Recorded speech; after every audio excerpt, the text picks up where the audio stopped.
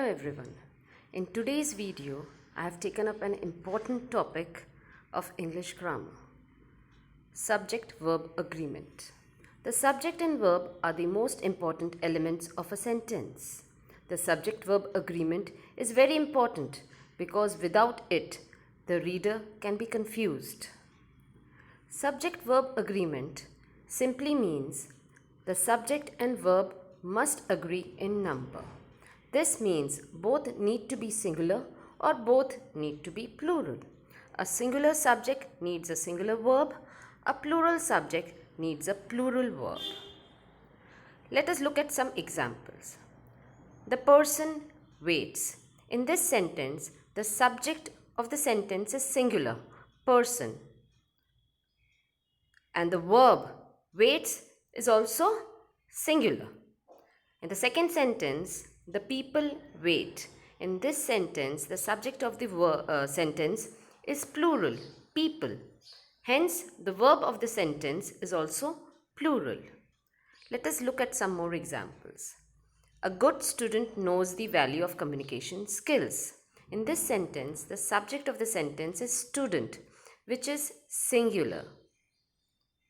And the verb of the sentence, knows, is also singular. So there is a trick for the subject-verb agreement. If the subject of the sentence does not have a S at the ending, then the verb of the sentence will definitely have a S at the ending. Look at this sentence only. Here the subject is student, which does not have a S at the ending, but the verb knows is having an S at the ending. So this is the trick. If the subject is not having the S, the verb will definitely have an S for the subject-verb agreement. Now let us look at one more example. Good students knows the value of communication skills. In this sentence, the subject is plural, students. And here the verb is singular, that is knows. So here the subject and the verb in the sentence does not agree. There is a disagreement between the subject and the verb. Good student knows the value of communication skill is not a correct sentence. The correct sentence should be good students know the value of communication skills. So we can say that since the subject is having an S at the ending, that is students, the verb should not have a S at the ending, which should be know. So for the subject and the verb to agree, if the subject is having a S at the ending, the verb should not have an S at the ending and vice versa. There are certain common rules which we need to follow for the subject-verb agreement. If in a sentence the subject is I, we use a singular verb with no S. With you, we use a plural verb with no S. With he, she and it, we use singular verb with S. With we use a plural verb with no S. With you, again we use a plural verb with no S. With they, we use a plural verb with no S. There are certain special agreement rules. When the subject is made up of two or more nouns connected by and, use a plural verb. So look at the sentence here. She and her friends are. So here the subject is made up of two or more nouns. So here the two part of the subject is she and friends. So both the two part are connected by and. So here we are using a plural verb.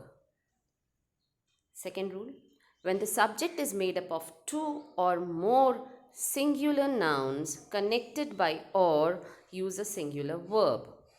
The book or the pen is. So here the subject is made up of two singular noun, book and pen, and which is connected by or. So here the verb is also singular, that is. When the subject is made up of singular and plural nouns connected by or, the verb should agree with the part of the subject that is closer to it. Now, here in the sentence, the president or his assistants run. So, here the subject is made up of a singular and a plural noun which are connected by or. So here the verb will agree with the subject which is closer to it. So the plural subject assistance is closer to the verb, so the verb agrees with the plural subject assistance. When the subject is made up of singular and plural nouns connected by or, the verb should agree with the part of the subject that is closer to it. Here is one more example. His assistants or the president runs. So here again the subject is made up of a singular and a plural noun, but in this sentence you can see that the verb is closer to the singular subject, president. So the verb is also singular. The verb agrees with the closer part of the subject. There is never the subject. In sentences starting with the word there, the subject usually follows the verb. Look at the sentence. There is a question. So here the subject is after the verb. The subject question is coming after the verb is. Similarly, the same is true for year. In sentences starting with the word here, the subject usually follows the verb. Here are your keys. So here again, the subject is the keys which is coming after the verb are. Always singular. There are certain words, even though the following nouns end with an S, they are singular and require a singular verb. Civics, mathematics, dollars, news. Always plural. There are certain nouns like the following which are always plural because they are made up of two parts: scissors, tweezers, trousers, pants, shears. I hope the topic is clear to you. Thank you and have a nice day.